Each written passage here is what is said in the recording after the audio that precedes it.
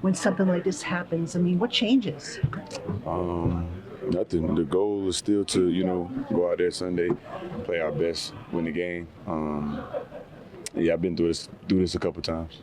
How hard is it for you, personally? It's tough. It's you develop a relationship with somebody. You get to learn like what they want, their ways, and they get to learn you as well. So it's tough. It's like a breakup. How did you find out? When did you kind of get the word? Found out when everybody else found out. Did you meet like with the team, or did you see it on social media? That kind of thing is what I mean. I was working out when I guess the news dropped. I came back in and they told me. How much of a relationship do you have with Mike? I mean, Mike's been on the offensive side of the ball all this time. How much of a relationship do the guys on the defensive side have with him right now? I don't know. I can't speak for everybody, but me personally, we haven't had like a ton of conversations, but we've talked like, throughout the halls and like out in practice, but we haven't had like any in-depth conversations besides now. So it's a learning process. Yeah. You were pretty demonstrative, Brian, after the game and support that it's not the coaches, it's everybody. It's one of those things. So is there any feeling of I guess, how do you process the feeling when you then kind of said what you did and then come out that they did end up making the coaching change?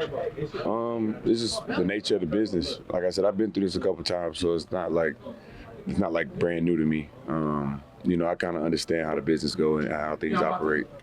So it's still tough. At the end of the day, it's not nothing you get used to, but I've been through it. You feel it was necessary? Anybody else got something to say? Brian, what changes for the defense? Anything? No. We pretty much got the same scheme, same coordinator. Everything is pretty much the same as far as the game plan. Do you expect, he's the new head coach, should you expect Kafka to want tweaks to the defense? Or is that something that has remained to be, like you said, you've been through this another case. Does the interim head coach usually come in and make changes on the other side of the ball, or just kind of lets that coordinator run things the way they are? I think it depends on his expertise. When I went through the coaching change with Matt Rule, Wooks kind of took over, our defense, but that's what he does. So I don't know if he's gonna make any tweaks or not. We'll know the more we game plan for the Packers. Brian, as a team leader and a captain, what would you hope comes out of this in this locker room? Your coach was fired, and because of the record, you've talked about the players' responsibility. What would you hope the reaction is this moving forward in this locker room and on the field? I hope the guys would, stick together, come together, come even closer.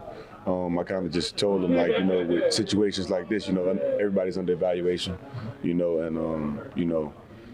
even though this is happening, nobody's going to turn on the film and be like, this was after Dayball got fired. That's why he's playing this way. Nobody cares. So I just told him, if there was ever a time to play your best ball, it's now. If there's ever a time to bond together, stick together, it's now. You told that to the team? Yeah. Did the players, after Brian let go, did you guys meet together as a whole, just players after the firing? No.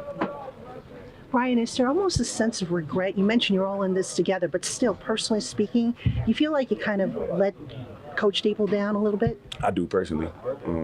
That's just me, though. I don't know about everybody else. What are the challenges when an interim coach comes in from your experience before to kind of keep the team together and then keep playing well? Just dealing with the change. Obviously, a lot of things are different. The schedule is going to change. Just everything, the mood might change. Just dealing with that. But if everybody, go about it the right way, professional way, it shouldn't be too much of a distraction.